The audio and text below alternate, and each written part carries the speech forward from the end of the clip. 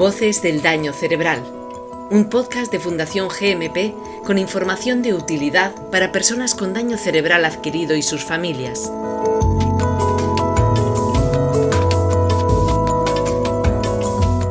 Hola, bienvenidas, bienvenidos a un nuevo capítulo de Voces del daño cerebral, el podcast de Fundación GMP que tiene como fin ofrecer información útil y de servicio público a las personas con daño cerebral adquirido y sus familias.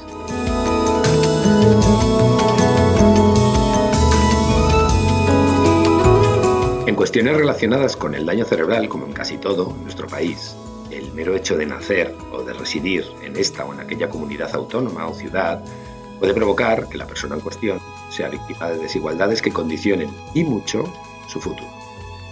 ¿O acaso alguien piensa que da lo mismo vivir en Madrid o Barcelona que en una aldea a centenares de metros por encima del nivel del mar?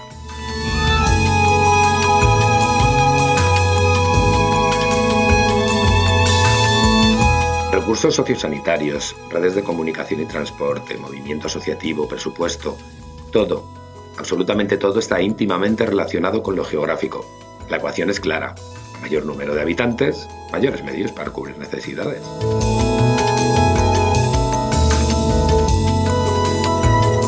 En un tiempo en el que, sin apenas darnos cuenta, hemos añadido a nuestro vocabulario recurrente la expresión «la España vaciada», ha llegado el momento de preguntarnos qué es lo que ocurre con esas personas con daño cerebral adquirido que viven exactamente allí, esa España vacía y carente de recursos.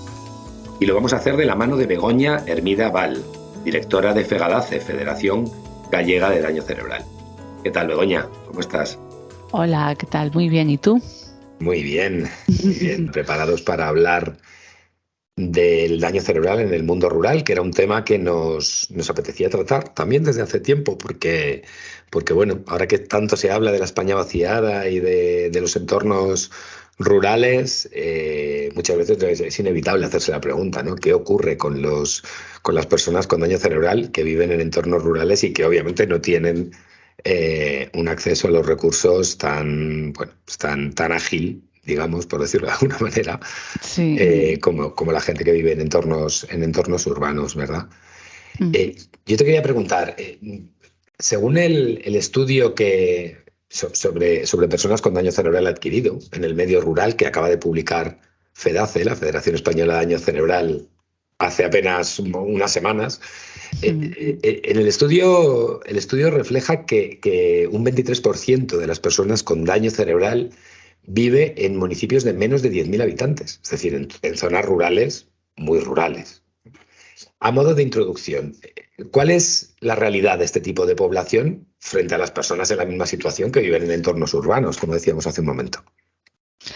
Pues mira, yo creo que, no sé, como punto de partida, pues ya podemos afirmar que la ruralidad por sí supone un factor de discriminación, ¿no? Para la inclusión social de las personas con daño cerebral.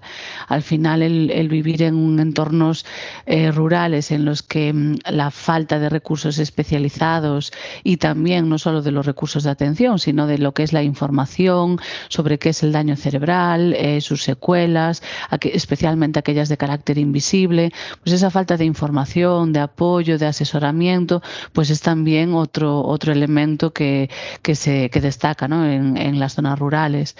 Y bueno, es verdad que al final la realidad del día a día de las personas o de las familias, diríamos, con daño cerebral adquirido que residen en los entornos rurales, pues difiere principalmente de las que lo hacen en los entornos urbanos en lo que respecta al acceso a la rehabilitación, a los servicios de atención integral, especializada, que le permitan, pues eso, desarrollar sus proyectos vitales en sus hábitats naturales.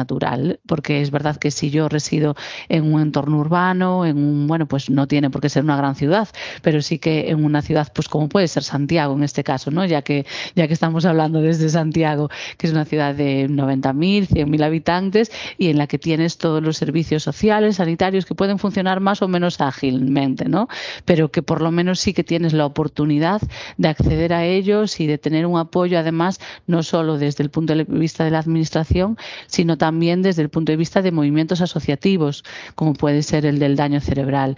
Entonces, en las zonas rurales y sobre todo pues aquí en Galicia, en lo que es la parte de administración, servicios públicos, hay una falta sistémica y estructural de recursos especializados en las zonas rurales, y al movimiento asociativo también nos cuesta llegar, ¿no? Entonces, al final, pues todo lo que es ese apoyo que se realiza tanto desde el punto de vista terapéutico, específicamente con la persona con daño cerebral, como todo lo que es apoyo, orientación a la familia en las diferentes etapas que se van a encontrar ahora en su nueva realidad, pues todo eso no disponen de ellos con la misma inmediatez o con la misma facilidad de acceso, ¿no?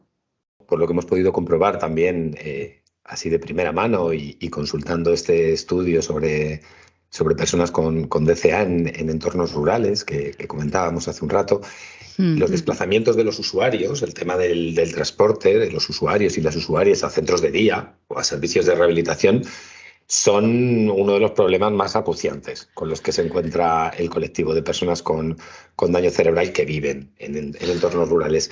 ¿Se están aplicando soluciones para aliviar esta necesidad, que no pasen por el transporte privado, es decir, por ir con tu propio coche o con el coche de tu familiar? Pues mira, eso sobre todo, una vez más, pues me refiero a nuestra comunidad, ¿no? Pues en comunidades como la gallega, donde el transporte público, en plan, transporte público genérico para cualquier persona que no tenga ninguna discapacidad ya es deficitario, ¿no? O sea, porque si tú vives en una zona rural, tienes como mucho una frecuencia, una vez al día de frecuencia de un autobús que, bueno, puede tardar además en hacer 50 kilómetros, puede tardar 1 hora y media. Entonces ya, sin tener daño cerebral adquirido o cualquier otra discapacidad, te enfrentas a una dificultad pues muy importante en lo que a transporte se refiere, a transporte público. Imagínate pues ya cómo puede ser para una persona que tenga daño cerebral en este caso, que además los transportes públicos son prácticamente inexistentes, como te digo, con suerte tienes una vez al día de frecuencia, y además no son adaptados, que esa es otra bueno, pues otra condición fundamental para personas que tengan pues problemas de movilidad o que tengan pues alguna dificultad conductual, que necesiten un apoyo para hacer ese desplazamiento. Entonces, realmente es un gran problema. De hecho, yo creo que es uno de los factores que más condiciona la accesibilidad a los recursos de atención especializada. Bueno, después también hay otra, antes de comentar un poco así las posibles soluciones que pueda haber.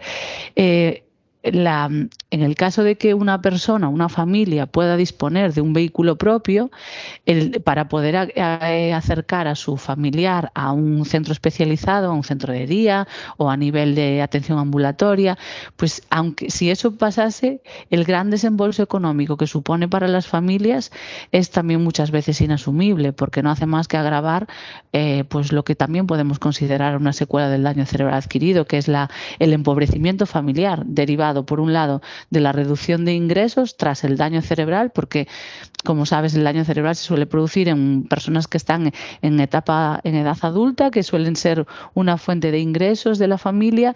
Esa fuente de ingresos pues suele desaparecer o reducirse, y sin embargo los gastos para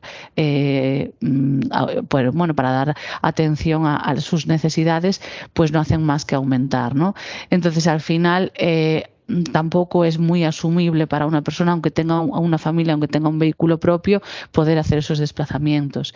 Es verdad que hay algunas iniciativas, por ejemplo, desde aquí en Galicia, bueno, igual que en otras comunidades, pero bueno, pues el servicio de transporte 065 se llama, que es que pone en marcha la Xunta de Galicia para acceder a recursos sociosanitarios.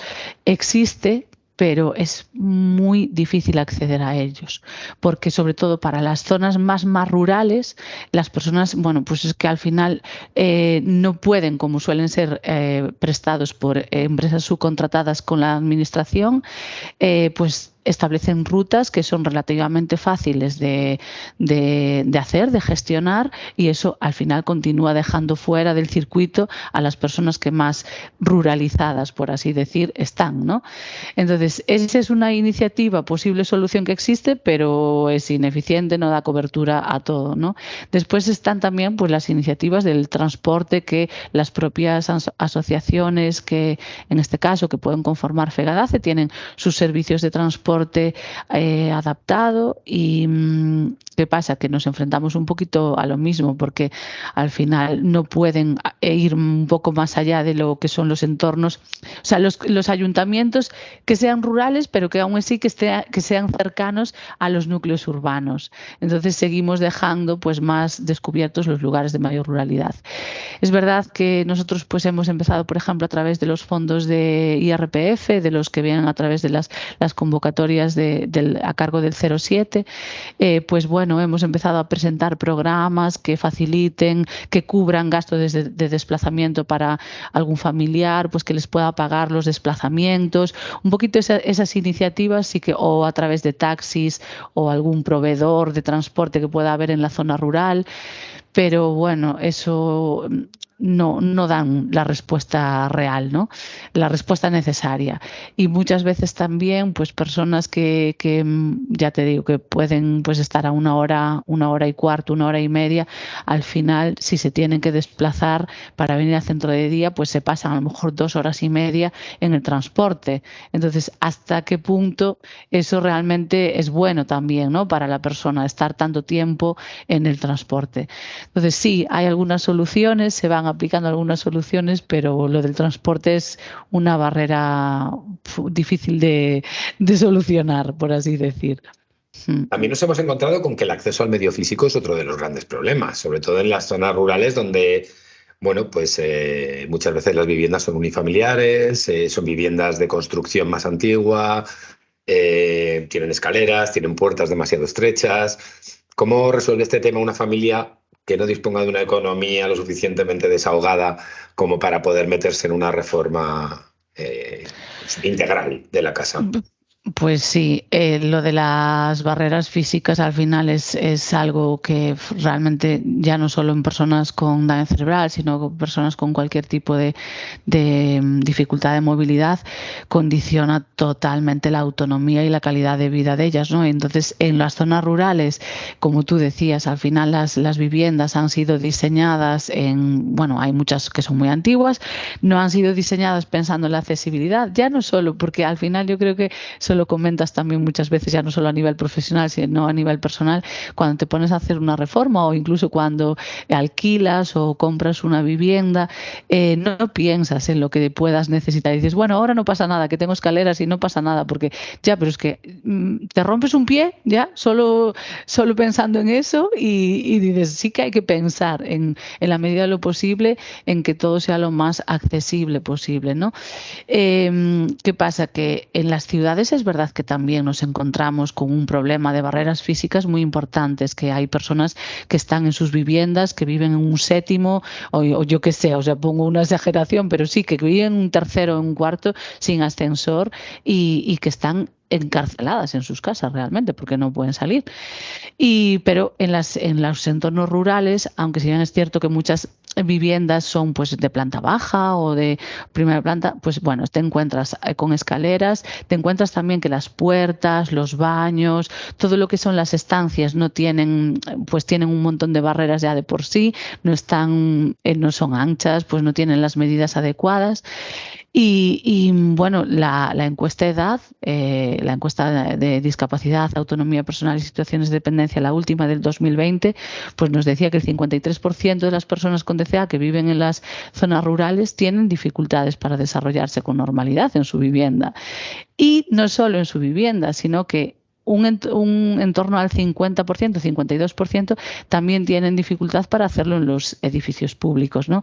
Entonces, ¿cómo resolver todo eso? Pues yo creo, bueno, lo de siempre, ¿no? Que yo creo que esta es una cuestión transversal a todo lo que podamos hablar hoy, que si no hay voluntad política, voluntad de las administraciones y un compromiso real con la accesibilidad, mientras no sea realmente sólido, es muy difícil que las personas que no tienen una situación económica favorable, y más te diría yo muy favorable, porque sabes perfectamente que todo tipo de reformas de este tipo son muy costosas, estas personas van a seguir estando muy excluidas. A día de hoy la vía como más adecuada, más accesible, bueno, no accesible no, pero la vía quizás más ideal para que las personas puedan hacer este tipo de adaptaciones sería pues optar a ayudas, optar a subvenciones, que sí que es verdad que las hay. ¿Qué pasa? Que es muy difícil acceder a ellas. Entonces aquí volvemos un poquito a lo que hablamos ya antes. En los entornos rurales donde no tienes un apoyo, unos servicios de orientación, de apoyo, trabajadoras sociales o trabajadores sociales que te apoyen para hacer ese tipo de trámites, porque bien no hay asociaciones o porque bien las trabajadoras sociales que pueda haber en los servicios sociales comunitarios son escasas en las zonas rurales y las que hay están colapsadas. Entonces, al final, una vía que puede ayudarte a adaptar tu vivienda, que sería pues el acceder a este tipo de ayudas, se hace muy complejo conseguir acceder a ella. Entonces, bueno, pues como no sea con un apoyo de este tipo, y si no puedes sufragarlo de forma privada, pues es prácticamente imposible, la verdad, derribar esas barreras. Claro, yo pensaba a lo mejor la diferencia que puede tener una persona que vive en un entorno urbano, en un bloque de edificios, en una mancomunidad de edificios, con el tema de las asociaciones vecinales, de las comunidades de vecinos, que muchas veces sí que es verdad que prorratean ese gasto y que lo ven como una inversión en el futuro, pero esto no ocurre, claro, es mucho más difícil que ocurra en entornos mucho más cerrados, mucho más pequeños, con viviendas, como decíamos antes, mucho más pequeñas y mucho más antiguas. Claro. Sí, y que al final lo que tú dices, que al final tiene que ser esa familia la que asuma únicamente el gasto, ¿no? La inversión, porque no sería, es un gasto, pero es una inversión. Entonces sí, claro, no puedes prorratear los gastos con otras personas, eso está claro. Bueno, es verdad que a lo mejor hay algún ejemplo de zona donde haya una asociación que esté muy, muy vinculada con el desarrollo rural, que sí que es verdad que cada vez hay iniciativas, pues van surgiendo más iniciativas de este tipo, pero al final también es verdad que esas asociaciones pues dependen de búsqueda de fondos externos y están también como muy condicionadas. Y aquí en Galicia ya te digo que son muy pocas las zonas rurales que cuenten con ese tipo de recursos asociativos, que ya no solo sean específicos de daño cerebral, sino que puedan ser pues como centros de desarrollo rural en general, ¿verdad? Entonces, pues hay muy, muy poquitas. Yo de hecho conozco una en toda Galicia que pueda apoyar en ese sentido. Y bueno.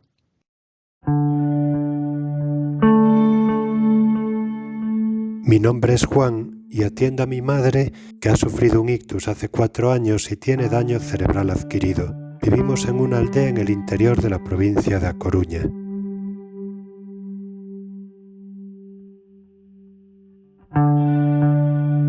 Las familias en las zonas rurales nos encontramos con la dificultad añadida de que vivimos en zonas dispersas y alejadas de los servicios sanitarios.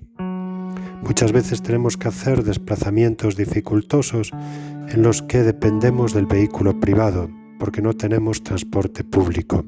Esto supone que las personas enfermas o mayores en el rural sufren una desigualdad y una mayor vulnerabilidad con respecto a la población en las zonas urbanas.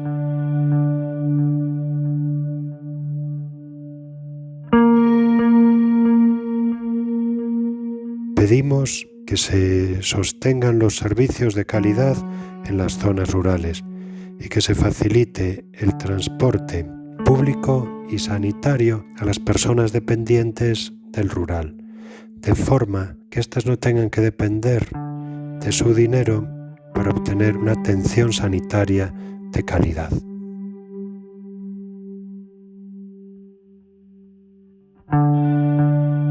Luego una pregunta que a mí me ronda bastante desde que empezamos a pensar en dedicar este capítulo a entornos rurales, entornos, poblaciones más pequeñas, es cómo es activar el código ictus en un entorno rural. Porque, claro, en la ciudad activas el código ictus y incluso hay estudios que van demostrando que se van ganando tiempos de actuación, etcétera. Pero ¿cómo activas el código ictus en una población de menos de 5.000 habitantes en la montaña? ¿Existen recursos extraordinarios para reducir los tiempos de actuación? Y ya no solo es que en una población de menos de 5.000 habitantes, sino que incluso en poblaciones de 20.000 habitantes aquí en Galicia nos estamos encontrando con dificultades de activación del código ictus porque, o bien, pues por ejemplo, en los PAC, que aquí en Galicia se llaman los puntos de atención continuada, que serían pues como el centro de salud que está 24 horas, ¿no? Que no tienen médico. Durante las 24 horas del día no hay un profesional médico y entonces, bueno, pues la persona llega con los síntomas de ictus. Muchas veces los profesionales que están pues no pueden porque hay también mucha rotación de personal, ya sabes cómo está también ahora sobre todo la atención primaria en todo el país. Entonces, es verdad que el plan ictus, tanto en Galicia como en otras comunidades, han sido planes, son procesos que están funcionando muy bien. Eso hay que reconocerlo porque es así, han salvado muchas vidas la implantación de los planes de atención al ictus, pero en las zonas rurales nos encontramos con falta de profesionales especializados y entrenados en el reconocimiento del ictus.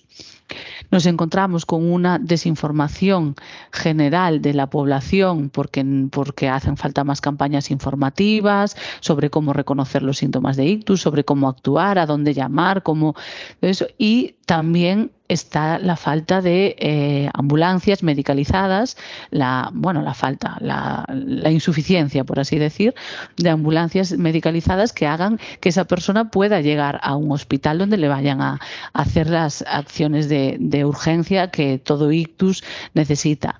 Entonces, ¿cómo lo están haciendo ahora? Pues bueno, como buenamente pueden. Se puede. Entonces, sí que es verdad que está la posibilidad de la telemedicina, de hacer pues una conexión a través de las unidades de teleictus, a través de videoconferencia. El problema es que en muchas de las zonas rurales no hay cobertura de internet buena. Entonces, bueno, pues aquí ya nos encontramos con otra dificultad añadida que sí que es verdad que la tecnología, que la telemedicina es un recurso súper bueno para poder atender en zonas así. Pero nos encontramos con el problema de la cobertura de internet. Entonces, bueno, pues aquí se van derivando a las cabeceras de comarca, ¿vale? Los centros de salud de las cabeceras de comarca pues son los que van recogiendo las que reciben a las personas que puedan estar teniendo un ictus, lo activan intentan conectar con las 3 unidades de ictus de Galicia y después derivar a los hospitales más cercanos, que en algún caso están casi a 2 horas.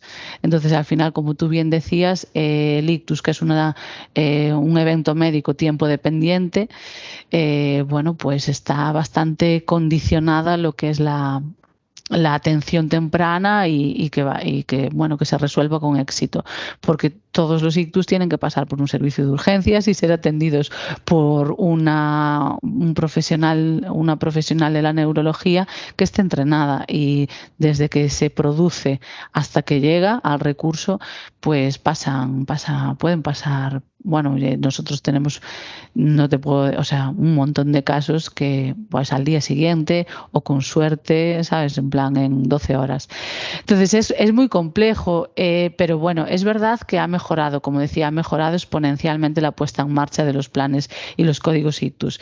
Nos queda todavía mucho por hacer. Yo creo que ahí el trabajo, pues como en prácticamente todos los ámbitos, ¿no?, de atención al daño cerebral, pero el trabajo coordinado entre la sociedad sociedad civil, los movimientos asociativos y las administraciones, pues las consejerías de sanidad en este caso y las de servicios sociales, en plan hacer muchísimas campañas de concienciación de cómo reconocer el ictus a todos los niveles, con todo el tipo, con todas los colectivos poblacionales, desde pequeñitos, desde niños hasta personas mayores, que las propias personas seamos capaces de reconocer qué nos está pasando y podamos llamar al 112, y ahí pues incluso es verdad que está siempre la posibilidad de que eso se está produciendo también, pues de envío de helicóptero y que te puedan atender, bueno, se pueda resolver de esa forma.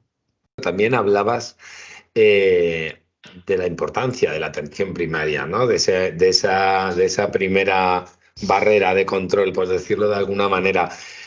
Imagino que ante la escasez de recursos en el entorno rural, de recursos sociosanitarios, quiero decir, la atención primaria desempeña un papel fundamental, ¿no? Sí, sin duda. Es que la atención primaria, yo creo, yo diría, yo soy una firme defensora de la atención primaria de salud. O sea, como el eslabón la puerta de entrada al sistema sanitario, por supuesto, pero sobre todo como el eslabón fundamental para prevenir gran parte de la enfermedad que se pueda producir en una sociedad. O sea, yo creo que fortalecer la atención primaria debería de ser una prioridad máxima para todos las administraciones, y no solo hablando de la atención primaria de salud, que en este caso, en el caso de la atención al daño cerebral adquirido y de otras discapacidades, pero bueno, de daño cerebral adquirido, no solo debemos de centrarnos en la atención primaria sanitaria, sino también en el nivel primario de servicios sociales, porque los servicios sociales municipales, primero que hay una falta de continuidad asistencial, no quiero hablar de descoordinación, ¿vale?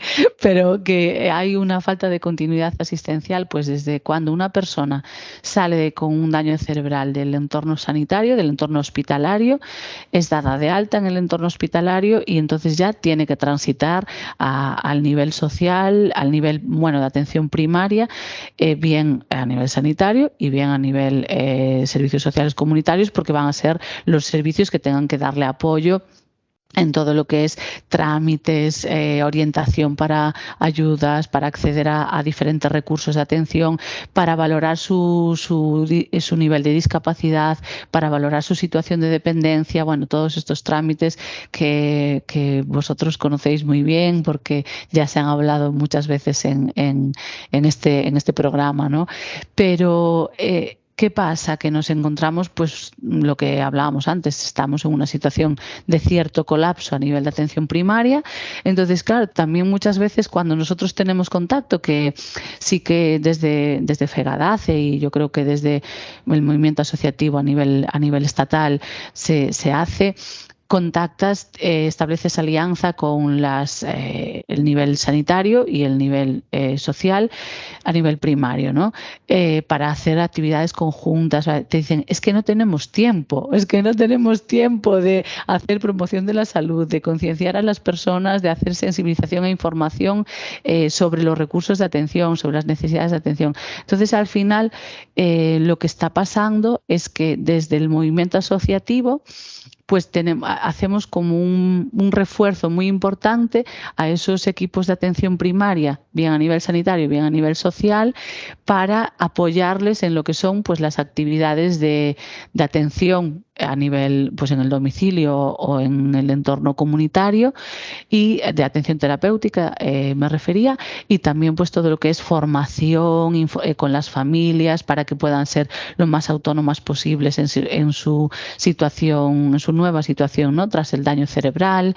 Entonces, pues al final, como no consigamos descentralizar los recursos, sacarlos de los entornos urbanos y llevarlos a las zonas rurales, por ejemplo, pues imagínate una iniciativa que ya se está testando en algunas zonas, pues crear equipos sociosanitarios interdisciplinares en cabeceras de comarca que puedan dar atención de forma itinerante y colaborando con atención primaria a las personas con daño cerebral que residan en esa zona. Pues esa podría ser una alternativa, una solución para poder apoyar a las compañeras y compañeros de atención primaria de salud y de servicios sociales, ¿no? Porque claro que es fundamental. O sea, es el nivel de atención para asegurar la calidad de vida y la autonomía de las personas con daño cerebral en el entorno rural.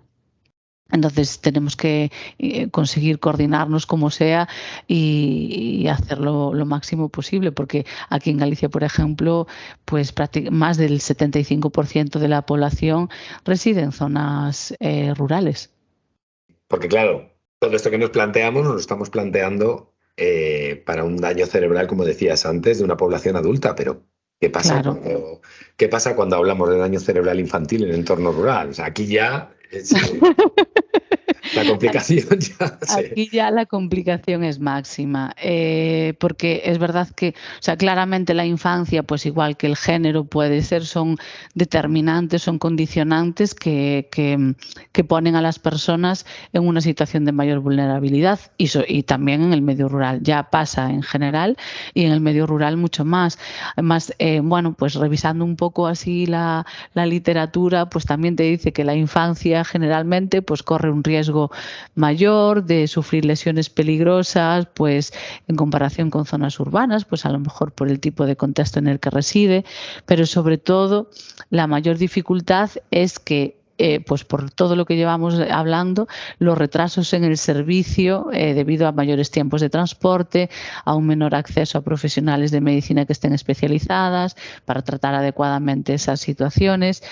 Y después ya eso en lo que sería la actuación inmediata cuando se produzca, pues por ejemplo, un accidente que pueda originar un trastorno cráneoencefálico, ¿no? Que suele ser pues una de las principales causas de daño cerebral infantil. Es verdad que también se registran cada vez más ictus en población infantil, pero sobre todo es el traumatismo cráneoencefálico o, por ejemplo, infecciones víricas como puede ser la meningitis. Entonces, claro, la inexistencia de profesionales especializados y ya no solo de profesionales especializados, sino de profesionales en general de la medicina que estén las 24 horas del día. Tú piensas que, por ejemplo, aquí en Galicia, más del 40% de los municipios rurales ahora mismo no disponen de servicio de pediatría. Tienen que desplazarse como mínimo a 20 kilómetros para poder acceder a servicios de pediatría. Y entonces ya dices, bueno, pues ya partiendo de ese dato, cómo de difícil se plantea, ¿no? la atención a las niñas y a los niños que vivan en rural. Y además, eso en lo que es la atención inmediata. Y después, una vez ya que tienen el daño cerebral adquirido, pues la probabilidad de poder acceder a servicios de logopedia, a servicios de neuropsicología, a terapia ocupacional en las zonas rurales ya es prácticamente inexistente.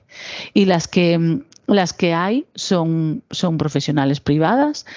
Y claro, bueno, pues al final, bueno, si tienes, pues lo mismo, si tienes acceso, si tienes posibilidades económicas, perfecto. Si no, pues bueno, tienes que tirar de ayudas y demás. Es verdad que, por ejemplo, están funcionando aquí en Galicia las unidades de atención temprana que van de 0 a 6 años, que son unidades que pone en marcha la Consejería de Política Social y ahí pues bueno se interviene con población de 0 a 6 años que tengan que por diferentes situaciones pues tengan dificultades de neurodesarrollo, como puede ser pues TEA, daño cerebral, parálisis cerebral, y sí que ahí sí que se está cubriendo, se está dando respuesta a algunas necesidades pero claro, de 0 a 6 años. Una vez que no tienen ya, que cumplen 7, ¿qué hacemos con estos niños, ¿no?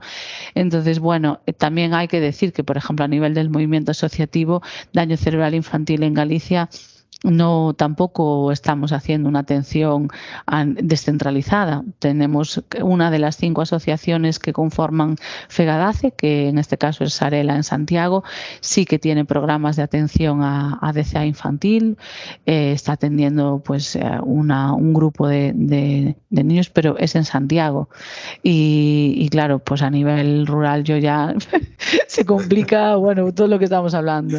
Pero bueno, vamos dando pasitos ahí a ver cómo, si se puede ir resolviendo esta dificultad. Bueno, hablabas de Hablabas de la atención temprana, que efectivamente juega un papel, desempeña un papel esencial, pero supongo que tendréis también el mismo problema que existen en otras comunidades autónomas con las listas de espera que muchas veces provocan que se pasen las edades de atención y que efectivamente lleguemos a esos 7 años donde ya no hay nada que hacer, ¿no? Ya no hay nada que hacer, efectivamente, queda ya descubierto. Después otra que no lo comentaba, pero otra dificultad añadida al final, cuando se habla pues de educación, ¿no? El acceso a la educación inclusiva, que desde CERMI, desde el movimiento de la discapacidad, se reivindica que la educación sea inclusiva, que pues niñas y niños que tengan, en este caso, daño cerebral, pues también puedan estar en escuelas, en colegios con el resto de niños.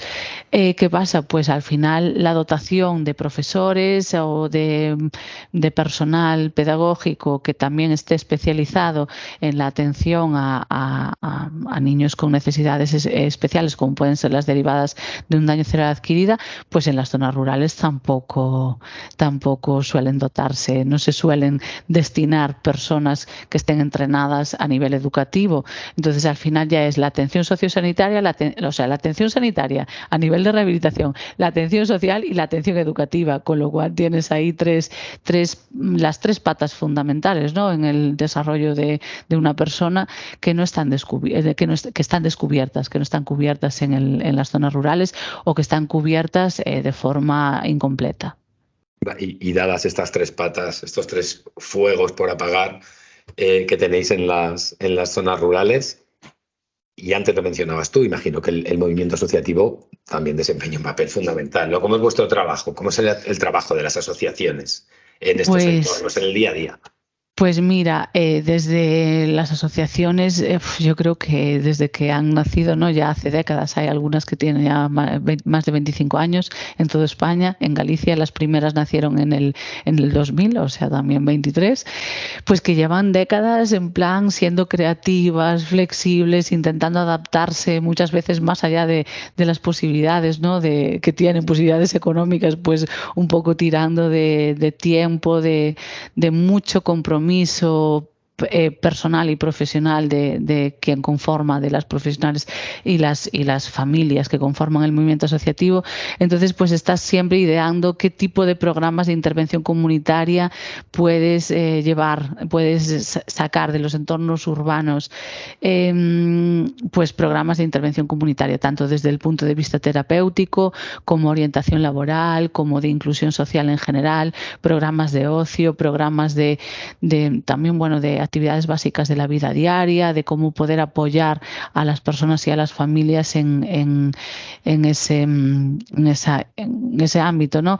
Y esos programas pues están desplazando profesionales a los domicilios o a los entornos comunitarios. Pues cada vez intentamos que los recursos que hay, siempre pues un poco los programas que planteamos, que siempre lleven un componente, una pata de intervención fuera del entorno urbano, pues que una terapeuta ocupacional, una logopeda, un neuropsicólogo, bueno, casi siempre, hablo siempre en femenino cuando hablo de las profesionales, porque ya sabes que nuestro sector está totalmente feminizado y siempre lo hago. O sea que... Eso por no hablar de las cuidadoras también, ¿eh? Y eso te iba... Y ahora iba con, además, eso cuando hablamos de cuidadoras, ¿no? Entonces, el trabajar que las profesionales del movimiento asociativo puedan cada vez acercarse un poquito más a las zonas rurales.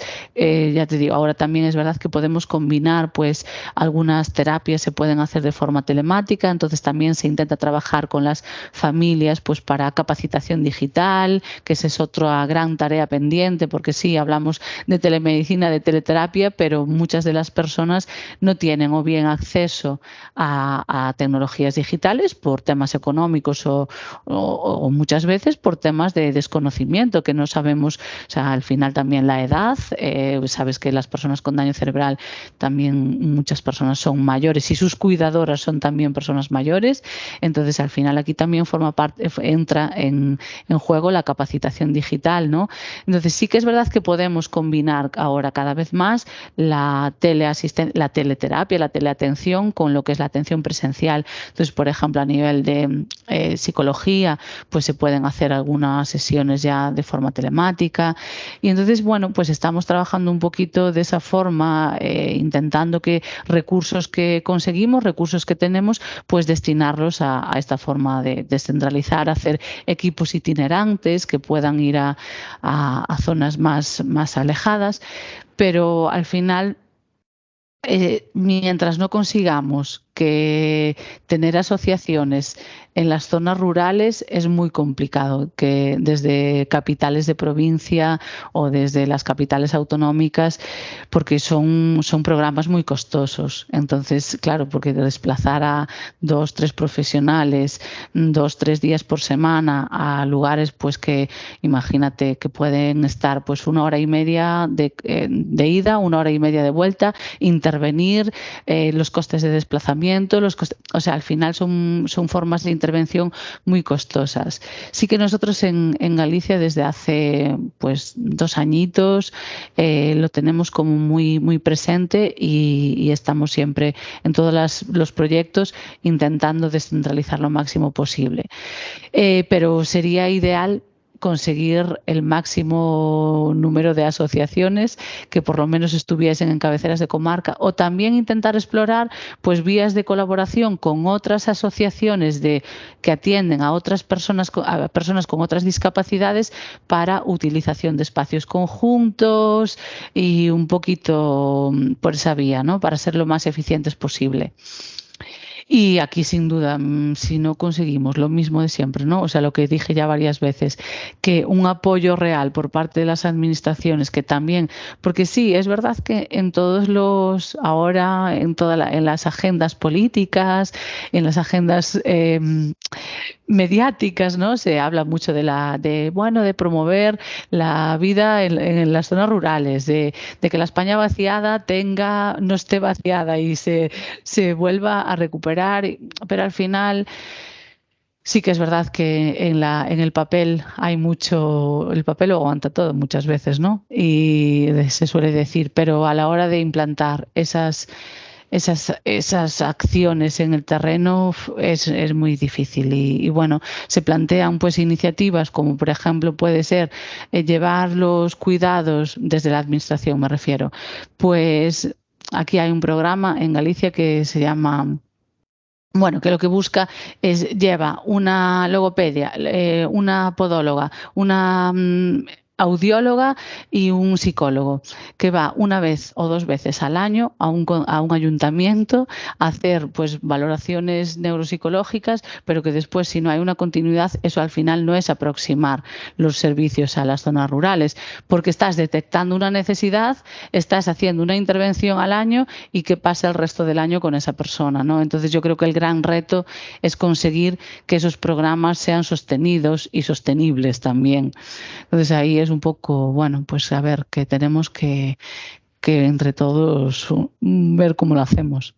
Sí, las administraciones además en un año como este 2023, año electoral, sí. Año electoral local, autonómico.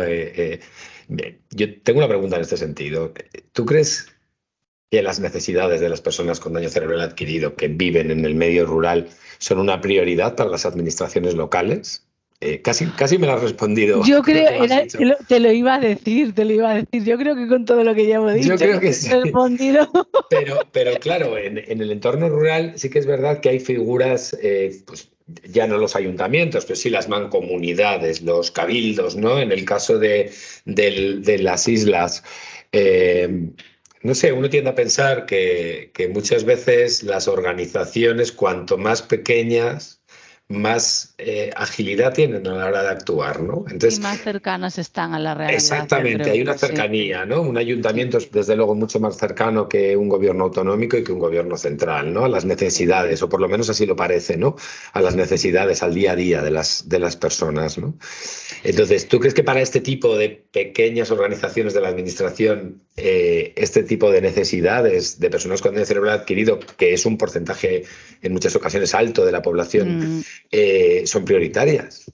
Yo creo que para las administraciones locales Sí lo son. La dificultad con la que se encuentran y por la que al final creo que ya la prioridad pasa a ser una prioridad secundaria es que al final las administraciones locales también dependen mucho de fondos que le vienen de las administraciones autonómicas o provinciales o estatales, ¿no? O sea, sobre todo lo que es la parte de atención a la discapacidad, al daño cerebral o a la dependencia, ¿no?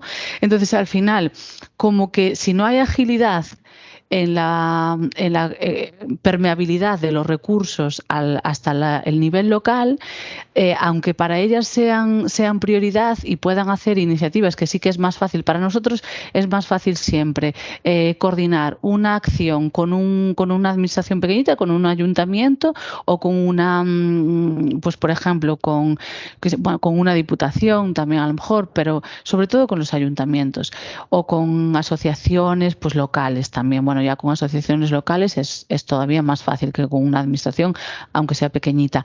Pero ¿qué pasa? Que dicen, vale, sí, vamos a intervenir, vamos a hacer una colaboración para prestar atención a las personas con daño cerebral en este ayuntamiento X, pero después dicen, ya lo que pasa, vale, pues entonces, venga, vamos a responsabilidades compartidas, dotación de recursos por parte del ayuntamiento para formación a las técnicas de ayuda en el hogar, imagínate, en atención a daño cerebral en el domicilio.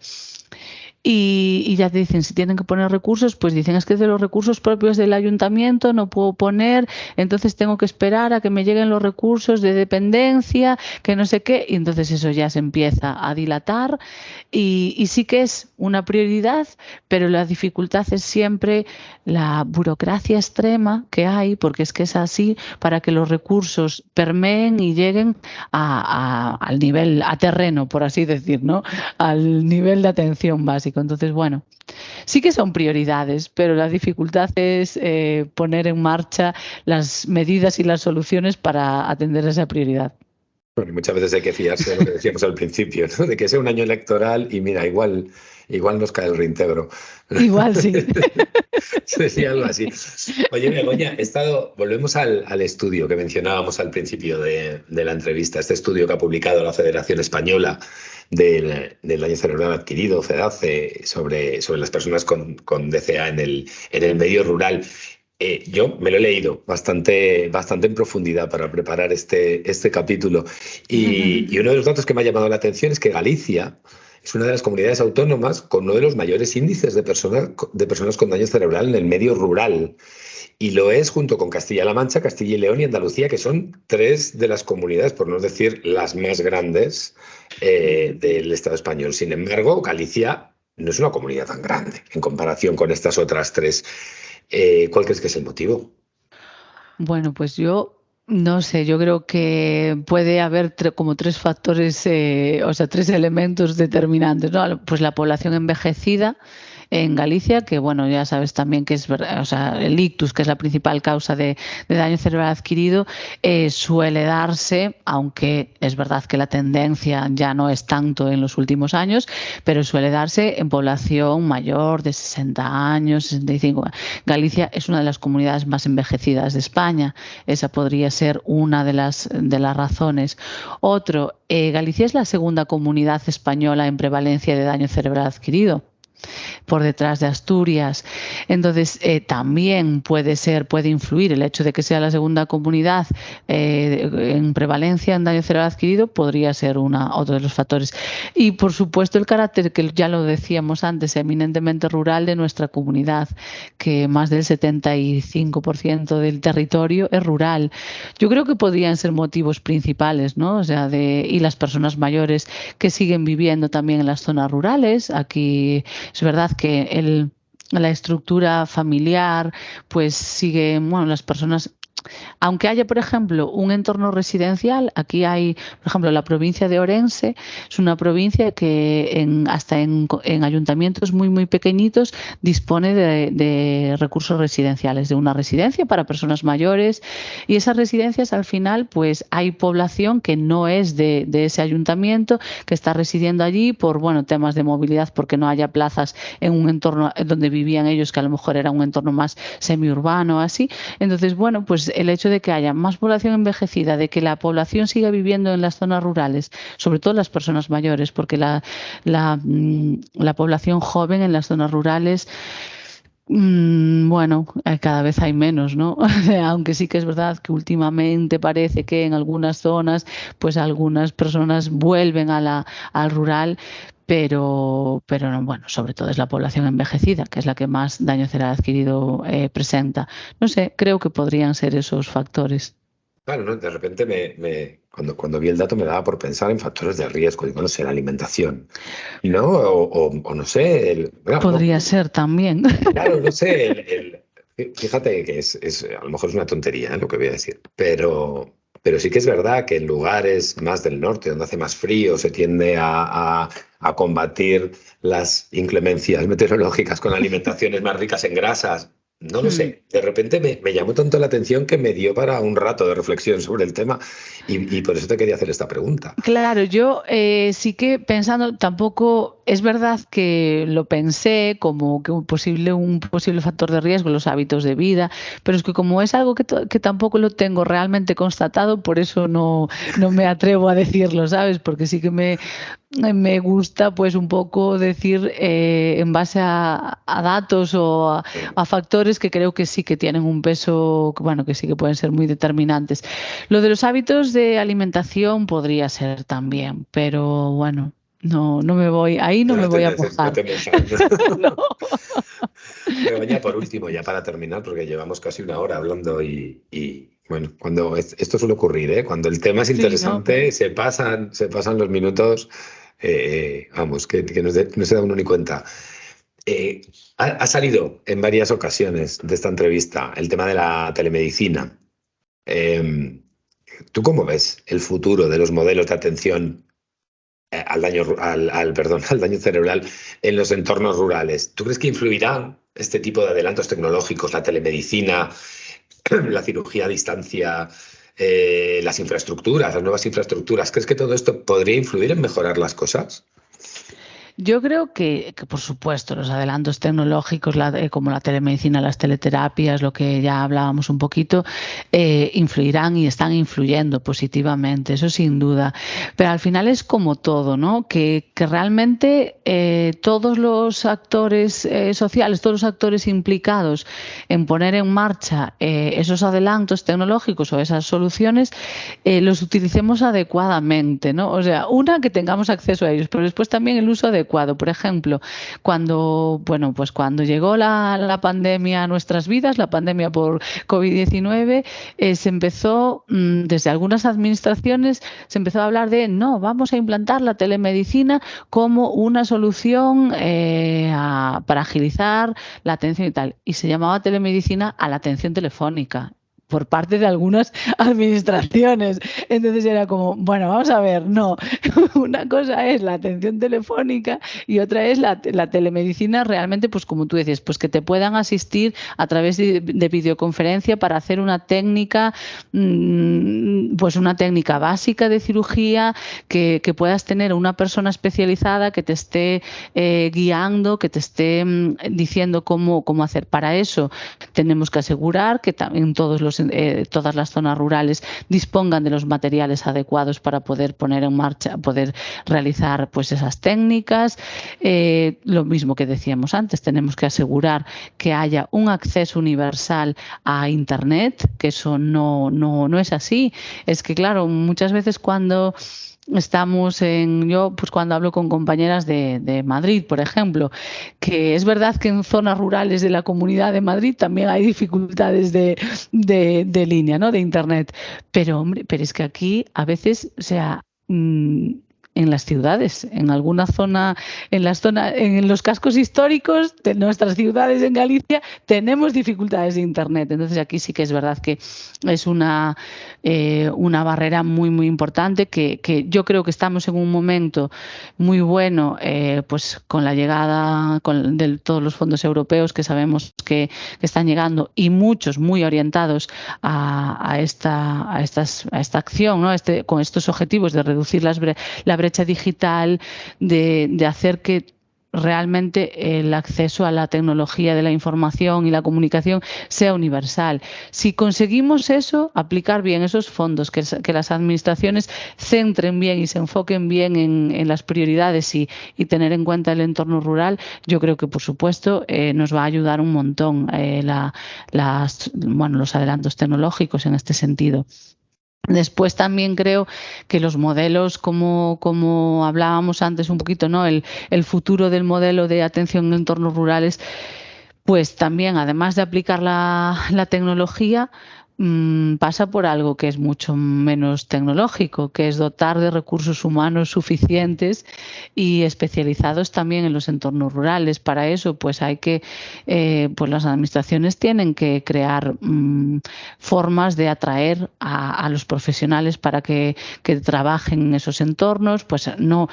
Sabemos perfectamente que no puede haber un equipo de atención multidisciplinar al daño cerebral en cada pueblo de 5.000 habitantes o de menos. Eso lo sabemos, pero sí al menos pues en cabeceras de comarca que se desplacen y que puedan hacer una atención cercana y pues periódica a las personas que residen en esos entornos. Entonces, bueno, y también, por supuesto, mejorar los servicios de transporte. Eso es fundamental. Si no, cualquier modelo de atención al daño cerebral no va a ir adelante. Porque es que es verdad que no vamos a solucionar todo con la teleasistencia, con la teleterapia. O sea, la presencialidad y la atención presencial en el daño cerebral adquirido es fundamental. Con lo cual, pues bueno, tenemos que buscar ahí esas alternativas de descentralización. Pues ojalá y que alguien estuviera escuchando esto, alguien con capacidad de influencia pudiera escuchar esto y tomar buena nota, porque... Sí, de hecho hay iniciativas, ¿no? que se están llevando a cabo aprovechando los fondos europeos. Por ejemplo, seguro que ya has oído hablar, y ya con esto termino, pues el proyecto Rumbo, que es un proyecto que bueno, se está implantando 5 grandes asociaciones 5 confederaciones de discapacidad se han unido y estamos ejecutando en 5 territorios autonómicos. En el caso de daño cerebral en Andalucía y en Galicia, pues están desarrollando de forma piloto servicios sociosanitarios de proximidad. Entonces, está un poco basado estamos intentando pilotar todo lo que acabamos de hablar, ¿no? Pues con equipos multidisciplinares que vayan al domicilio, al entorno comunitario, y ver cómo hacerlo lo mejor posible, ver todas las pues sacar lecciones y de ahí poder proponer un modelo descentralizado de atención al daño cerebral. Y eso, bueno, pues está claro que es una voluntad, es un proyecto financiado por el Ministerio de Derechos Sociales, es decir, viene del gobierno estatal, pero es verdad que hay un compromiso de colaboración de las administraciones autonómicas para apoyarnos y ver a ver cómo se va desarrollando. Pero claro, tenemos que hacerlo lo más ágil posible, porque si no vamos a llegar a tiempo probablemente. Bueno, lo importante es estar Yo creo trabajando que sí, y remando en la sí. misma dirección. Sí, sí. E intentando que poco a poco, día a día y paso a paso se vaya solucionando todo el problema de la atención sociosanitaria en el entorno rural, que buena falta le hace. Buena falta, bueno, sí. Muy bien, Begoña Hermida Val, directora de la Federación Gallega de Daño Cerebral. Muchísimas gracias por habernos acompañado este mes en Voces del Daño Cerebral. Muchísimas gracias a vosotros y súper enhorabuena por la iniciativa, porque es una iniciativa súper necesaria, Voces para el Daño Cerebral. Pues muchísimas gracias y hasta pronto. Chao.